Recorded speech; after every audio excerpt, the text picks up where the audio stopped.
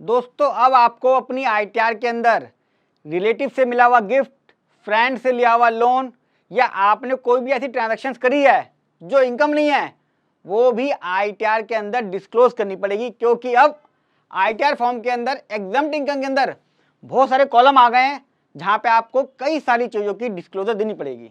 यानी कि अब आपको अपने बर्थडे, एनिवर्सरी या शादी का इन्विटेशन भी इनकम टैक्स को देना होगा, यानी कि आईटीआर में बताना होगा।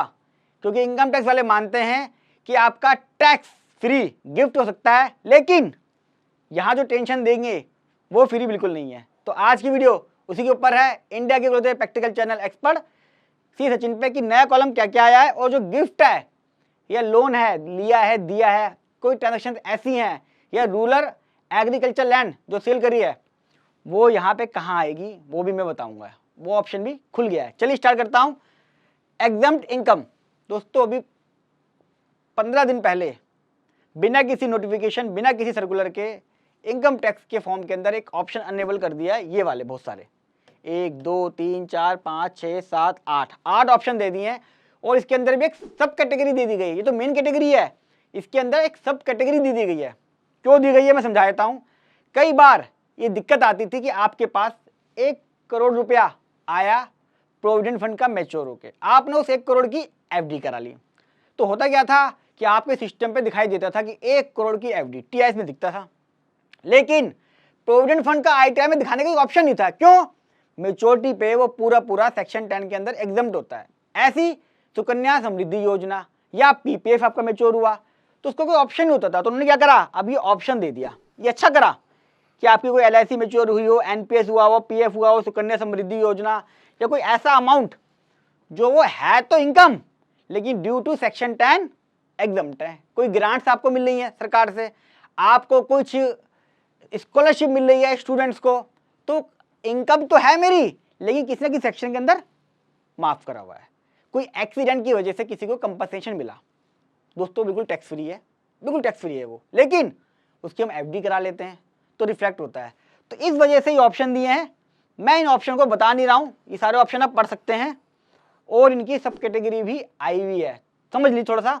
जैसे एग्रीकल्चर एंड रिलेटेड इनकम, इसमें आएगा कंपनसेशन किसी को मिला हो, other sum receive by government और अदर अप्रूव एंटिटी, किसी ने किसी को कंपनसेशन दिया हो, अप्रूव एंटिटी। कई सारे अपने रिसर्च सेंटर होते हैं, वो लोगों को ग्रांट्स देते हैं कि भैया आप और रिसर्च करो, या सरकार से मिलती है रिसर्च के लिए पैसा। जैसे अभी स्काई रूट्स को मिली है, रॉकेट आसमान में गया, उसको काफ़ी सारा पैसा फंडिंग मिली सरकार से, ग्रांट्स मिली है, इनकम नहीं है वो उसकी। इनकम फ्रॉम स्पेसिफाइड इन्वेस्टमेंट, बहुत सारी इन्वेस्टमेंट ऐसे भी हैं दोस्तों जहाँ पे हम पैसा लगाते हैं, इन्वेस्टमेंट मेच्योर होती है, सरकार ने एक स्पेशल कैटेगरी बना रखी है, वहाँ पे वो टैक्स माफ है। बहुत सारी चीज़ें हैं, ये सब आप पढ़ लीजिएगा, बता नहीं रहा। लेकिन एक इंपॉर्टेंट कॉलम आया उसके अंदर, अदर इनकम, मेन हेड है अदर इनकम और उसके आगे लिखा हुआ है receipt not in the nature of income. कई सारे प्रोफेशनल्स या जो क्लाइंट्स हैं वो कह रहे हैं सर इस बार ऑप्शन आ गया है, पहले तो आप मना करते थे कि इनकम नहीं है, मेरे को गिफ्ट रिसीव हुआ और ये आइटम में दिखाने का ऑप्शन नहीं है, लेकिन अब तो ये ऑप्शन आ गया है, क्या हम यहाँ पर दिखा सकते हैं वो सब चीज़ें जो कहीं भी दिखाने का ऑप्शन नहीं है? लोन देना, लेना, गिफ्ट आना, रूरल एग्रीकल्चर लैंड। तो इसके ऊपर 2 व्यूज हैं और मैं अपना डिसीजन भी बताऊंगा।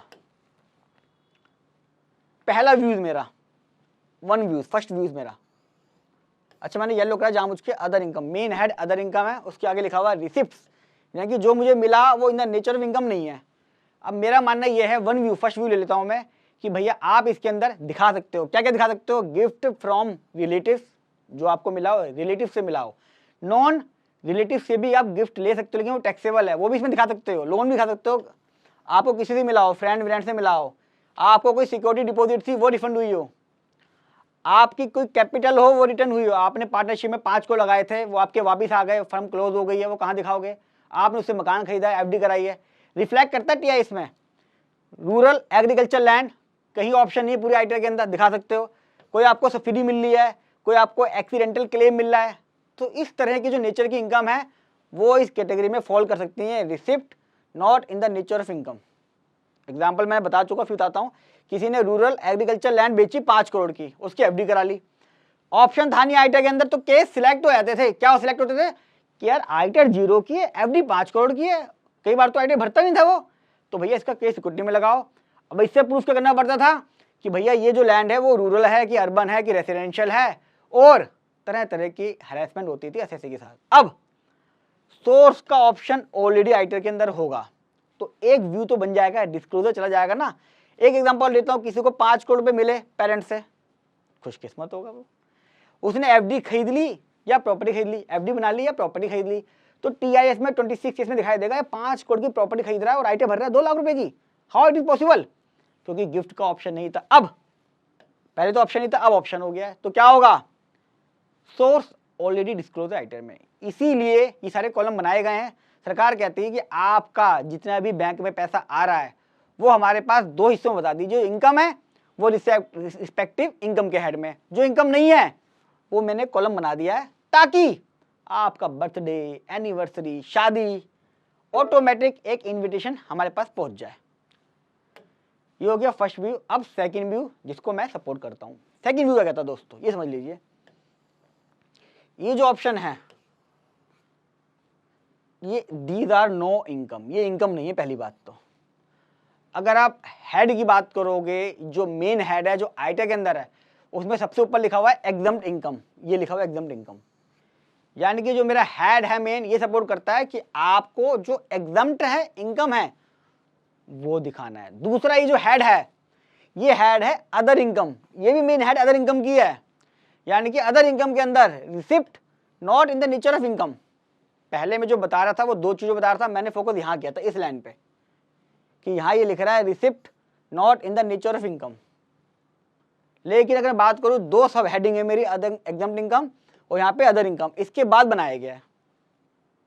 अच्छा, ये भी हो सकता है कि इनकम टैक्स वाले ही चाहते हो कि भैया मैंने यहाँ पे अदर इनकम लिख तो दिया है ना, लेकिन यहाँ पे मैं स्पेसिफिक लिख रहा हूँ receipt not in the nature of income है, तो मेरा पीछे वाला ठीक है। यानी कि अगर मैं बात करूँ तो 75% पीछे वाला तरफ ठीक है, क्योंकि यहाँ पे इन्होंने स्पेसिफिक लिखा है। और जो इनकम वाले हेड हैं वो 1, 2, 3 में दिए हुए हैं स्पेशल, तो वो मेरे हो गए स्पेशल प्रोविजन, ये मेरा हो गया बचा हुआ। तो कायदे से तो इसके अंदर ये सब चीजें आ जानी चाहिए, जैसे कि मैंने फर्स्ट व्यू में कहा। लेकिन सेकंड व्यू ये समझ लीजिए कि एग्जम्प्ट इनकम है और फिर अदर इनकम है, इसके बाद दिया गया है। अब आप कहेंगे कि यार अगर इनकम ही है तो ऐसी कौन सी रिसिप्ट है जो in the nature of income नहीं है? बहुत सारे हेड अभी भी बच रहे हैं दोस्तों। अगर आप देखेंगे इनकम टैक्स बहुत बड़ा है, सेक्शन 10 के अंदर बहुत सारी रिसिप्ट ऐसी भी हैं, जैसे किसी को स्कॉलरशिप मिली है, गवर्नमेंट से ग्रांट्स मिली है, कई बार पैसा मेरा कैपिटल असेट्स का भी आता है, कई बार कैपिटल रिसिप्ट भी होती हैं जो टैक्सेबल नहीं है। इनकम तो है लेकिन टैक्सेबल नहीं है, वो इसमें आनी चाहिए। तो ये सब चीजें इनकम नहीं है, तो मेरे हिसाब से इसमें नहीं आनी चाहिए, क्योंकि अपना रीजन समझ लीजिए। आप कहोगे ना कि हम डाल देते हैं, तो दोस्तों ये भी हो सकता है कि नया नया हेड आया है, आपने जो जो चीजें थी सब इनकम को लेके थी और एग्जम्प्ट थी, लेकिन ये स्पेसिफिक हेड है, तो गवर्नमेंट चेक कर सकती है कि ऐसा कौन सा पैसा इसके पास आया जो अदर इनकम तो है लेकिन नेचर ऑफ इनकम उसका अलग है, डिफरेंट है। तो ये देखना पड़ेगा कि सीपीसी इसको कैसे ट्रेस करेगा। जब कभी भी कोई नई चीज आती है तो उसका कोई पर्पज होता है, सरकार उसको ट्रैक करना चाहती है, देखना चाहती है कि सरकार इनकम कितनी आ रही है। शादी तो हो रही है 2 लाख रुपए की, लेकिन शादी में गिफ्ट आया कितना, 25 लाख रुपए का, तो इन सब चीज़ों का ध्यान रखना चाहिए। अच्छा, अभी कोई क्लैरिफिकेशन नहीं आई है सीबीडी की तरफ से ऑफिशियली, ये सिर्फ फॉर्म के अंदर अमेंड कर दिए गए दोस्तों, फॉर्म में अपने आप ही चेंज कर दिए गए, कायदे से नोटिफिकेशन के थ्रू ही आईटीआर फॉर्म में चेंज होता है। लेकिन अब कुछ भी चल रहा है, ठीक है, जो चल रहा है उसको हम एक्सेप्ट कर रहे हैं। तो मेरी क्या एडवाइस दोस्तों, मेरी एडवाइस है कि जब तक सीबीडी की क्लैरिफिकेशन ना आ जाए और ये जो head exempt income, other income इसके अंदर दिया गया है, तब तक मुझे नहीं लगता ये सब हमें दिखाना चाहिए। क्या है, इसको किस तरीके से ट्रीट करेंगे, किस तरीके से प्रोसेस करेंगे, किस तरीके से इसको सिस्टम में पकड़ेंगे, इसका पर्पस क्या दिखाने का, अब तक कुछ भी क्लैरिफाई नहीं है। तो मेरी अपनी ओपिनियन है, मैं अपने किसी भी क्लाइंट के अगर कहता है स्पेशल, तो मैं फर्स्ट व्यू पे चला जाता हूँ, मैं दिखा देता हूँ। कोई छोटा अमाउंट है 5 लाख का, 10 लाख का, उसे दिखाने में कोई बुराई नहीं है।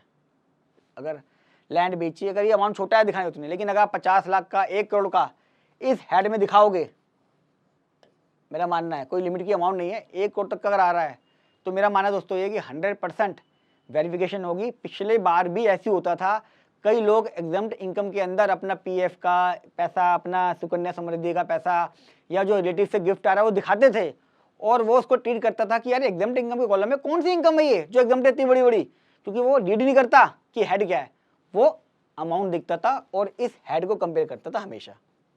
जो सीबीसी बेंगलोर है वो एग्जम्प्ट इनकम के हेड को कैलकुलेट करता है, सैलरी के हेड को कैलकुलेट करता है, कैपिटल गेन में डाली गई इनकम को, कैपिटल गेन की इनकम को कैलकुलेट करता है ना। तो उसको, क्योंकि मेरे पास बहुत सारे केस आते हैं इसलिए मैं कह रहा हूँ। तो ये मेरा व्यू है, आप भी अपना व्यू दे सकते हैं कि फर्स्ट व्यू में कितना दम है, सेकंड व्यू में कितना दम है, सर ये डालने का फ़ायदा ये है, ये डालने का फ़ायदा नहीं है, ये भी आप मुझे कमेंट बॉक्स में बता सकते हैं। वीडियो कैसी लगी कमेंट बॉक्स में जरूर बताइएगा। फर्स्ट टाइम आ रहे हो सब्सक्राइब कर लें और अच्छी लगी तो लाइक कीजिएगा, और जितना ज़्यादा हो सके दोस्तों इसको अपने ग्रुप में, सर्कल में, सब जगह शेयर करें, क्योंकि ये बहुत ही डिबेटेबल इशू है। क्या पता सीबीडी इसको इशू कर दे कुछ गाइडलाइंस के ऊपर, लेकिन मेरा मानना है कि नया हेड है, नई वेरिफिकेशन है, किस तरीके से प्रोसेसिंग होगी, किस तरह से सिक्योरिटी में इसको फिल्टर लगाया जाएगा, ये अपने आप में एक बहुत बड़ा चैलेंज है। मिलूंगा अगली वीडियो में, तब तक नमस्कार।